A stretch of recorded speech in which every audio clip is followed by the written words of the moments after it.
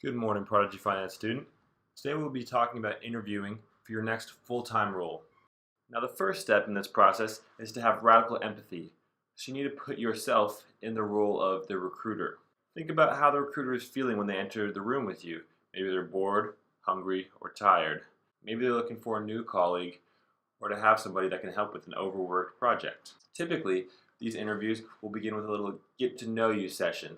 This is about 5 to 10 minutes of chatting just so that you two get a good feel for your personality as well as how you mesh with others. While doing this, you want to gather a few details about your interviewer. Maybe she's a new mom and has a baby.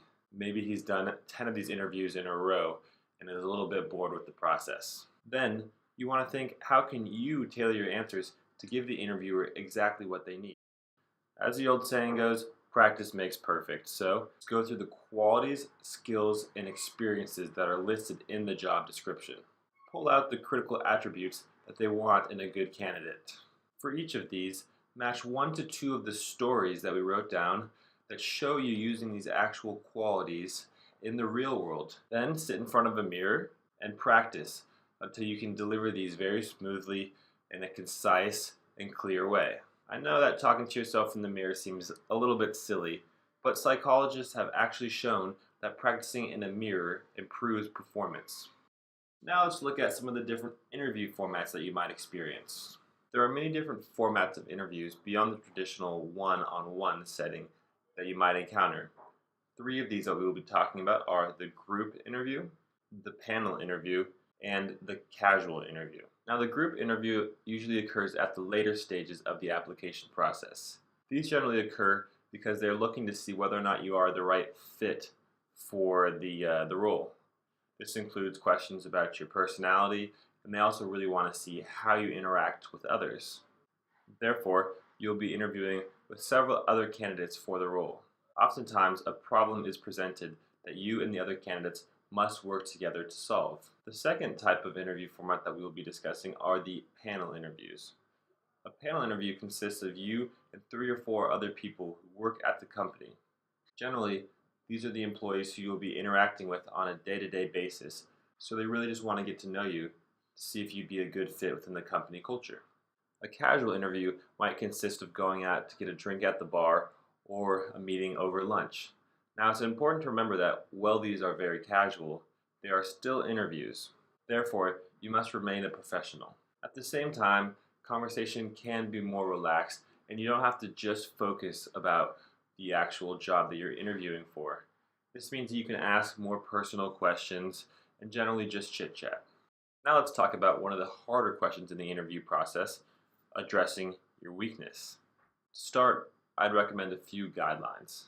You can speak honestly about a weakness or any piece of critical feedback that you may have gotten in the past. However, you don't want to completely rule yourself out for the job by saying something like, "I don't work well with others," or something along those lines.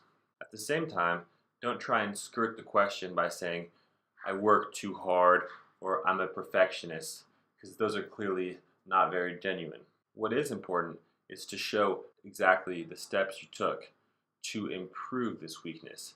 This shows the interviewer that you are aware of your own limitations and also that you are willing to work hard to improve them. Finally, describe the results of those steps. Maybe you got later feedback that really showed you were improving. And reassure the interviewer that this is something that you will continue to work on. Here's an example from my own career. I was given the feedback that my meetings were running a little too quick for some of my colleagues to feel included. I was operating under the assumption that everyone was following my same logical flow, and if they didn't understand, they would have spoken up. In fact, they needed to be told the story from start to finish. What I did was I decided to work with a career coach and then practice those skills that I learned with my colleagues. I began developing agendas, sending out the background material for the meeting in advance, gave the backstory at the beginning of the meeting, and paused every 5 to 10 minutes just to make sure that we were all on the same pace. After 6 months, my 360-degree reviews reflected a huge improvement. I even had a few of my colleagues approach me and said they noticed a change, that they really appreciated it. Alright, on to performance, i.e., what can you expect from the job interview? Essentially, if the interview goes well, we are hoping that these will turn into a full-time role. So treat the interview process with the appropriate seriousness. Expect several rounds of interviews. Each round is generally with a different person, and it generally escalates in seniority and trickiness. Some of the basics to know: make sure you arrive at least 10 to 15 minutes early. Dress as you would on the job. This may mean a full suit. Treat your interviewers as you would customers in a business meeting. Think of them as people who are buying your work. Now let's look at a play-by-play in the job interview. Know that a recruiter may take a week or two to get back to you, and then they'll want to have the interview the very next day. So it's important to remain flexible throughout the entire process, and also don't give up hope if your first couple ones don't work out. So the day of the interview actually arrives. You've arrived early, you're feeling good. Let's talk about what happens next. As we mentioned, there will be a few minutes of chit-chat in the very beginning. This could include just walking through the hallway and in the elevator. Do think of a few things in advance that you can ask them about so that you really get to know them and get comfortable. Then comes about 20 minutes of technical questions. Here they're really just trying to see whether or not you have the basic competencies for the job. And lastly, 5 minutes at the end of the interview process will be open for you to ask questions about the individual and the company. So what are some of the good questions that you should ask? Make sure your questions are appropriate to the person giving the interview. Save your questions about company benefits for the HR manager, and keep your technical questions for the hiring manager. Ask the most questions to your colleagues about their journey to the company and their experience working on the specific team. Here are a few good example questions.